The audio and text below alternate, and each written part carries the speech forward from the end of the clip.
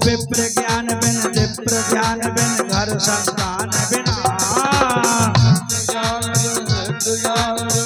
संतान बिना ओ विप्र ज्ञान बिन विप्र ज्ञान बिन घर संतान बिना विप्र ज्ञान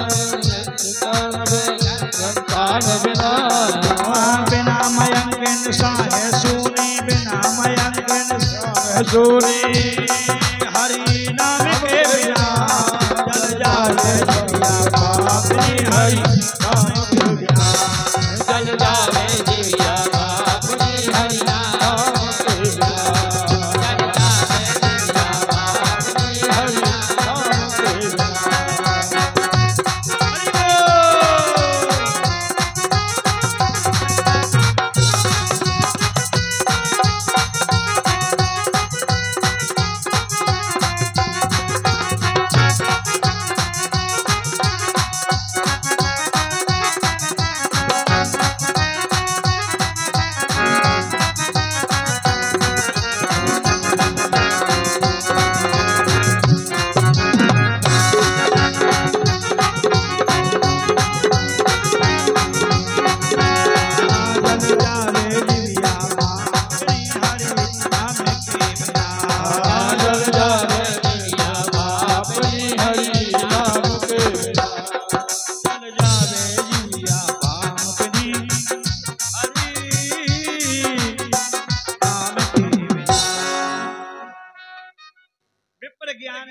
विप्र के लिए ज्ञान होना जरूरी है।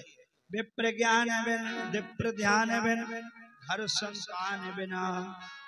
अगर घर में संतान भी ना हो तो वो घर भी सूना सूना लगता है। आत्मदेव जी की जय तो स्थिति बनी थी महात्मा में।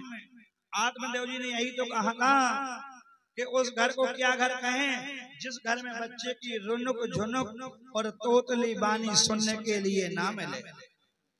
इस घर को जो संसान करेंगे, इसलिए महाराज कोई ऐसा फल दे दो कि जिससे हमारे घर में संतान की प्राप्ति हो जाए। आज आत्मदेव जी बगैर संतान के रहे। विप्र ज्ञान बिन विप्र ध्यान बिन घर संतान बिना। बिना मयंक इन साहे सोनी हरि नाम के बिना। एक बुजुर्ग दादाजी थे, बड़ा कारोबार चलता था,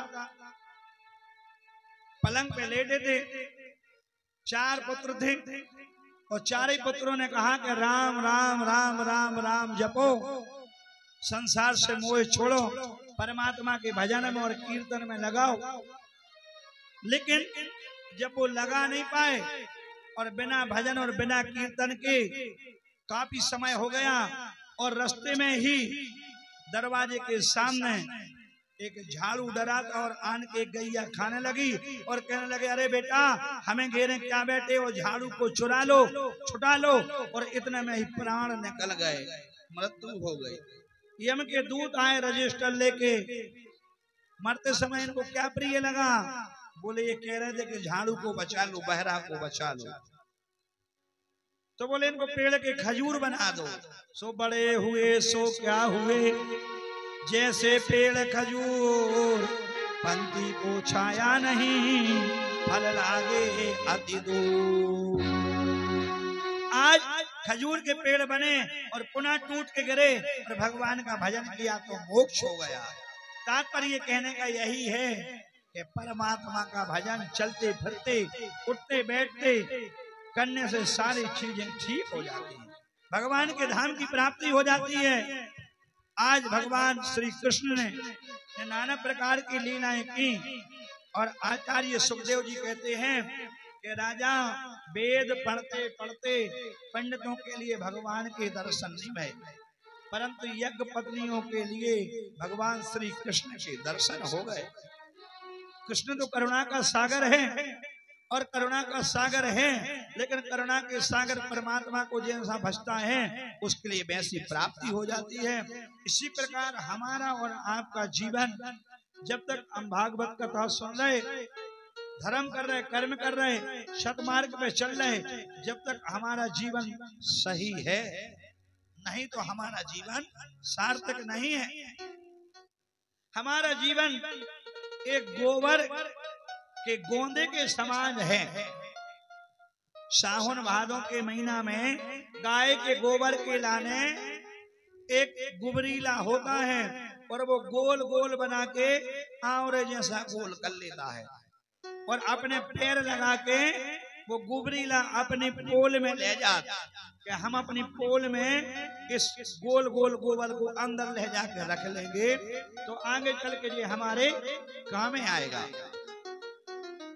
लेकिन जैसे ही अपनी पोल के पास आता है तो वो गोबर का गोल गोल आवरे जैसा गोला बड़ा हो जाता है, इसलिए वो पोल के अंदर जा नहीं पाता है और गुबरीला अकेला ही पोल के अंदर प्रवेश कर जाता है। इसी प्रकार जीवन पर्यंत हम कहते हैं हमारा बेटा, ये हमारी बिटिया, ये हमारी बहू, ये हमारा मकान, सोना चांदी संसार की माया को पोटली बांधे फिरते हैं और मरते समय जब हम मर जाते हैं तो राम नाम अकेला सत्य है और बाकी का सब असत्य है। असत्य बोलो असत्य है और राम नाम सत्य है। जिस पैसे के चक्कर में हम और आप जीवन पर्यंत फिरते हैं और मरते समय हमारी धरती के ऊपर मकान रोली और पुष्प फेंकते हैं, लेकिन वो पैसे इसलिए फेंकते हैं कि जीवन पर्यंत पैसे के पीछे आप फिरे हो। अब अगर पैसा उठाना चाहते हो तो अर्थी में से छूट के उठा लो और नहीं उठा पाओगे तो ऐसे ही सबको जाना है। और जब अर्थी में बगलों से मनुष्य बन जाता है तो पैसे मकान रोरी फूल रास्ता में डरे ही रह जाते हैं और हम अपने पास में कुछ लेके नहीं जाते। परमात्मा कहता है अभी तक आपने नेत्रों से संसार सागर को देखा है, अब संसार को देखना बंद करो और हमारे चरणारविंदों का ध्यान करो।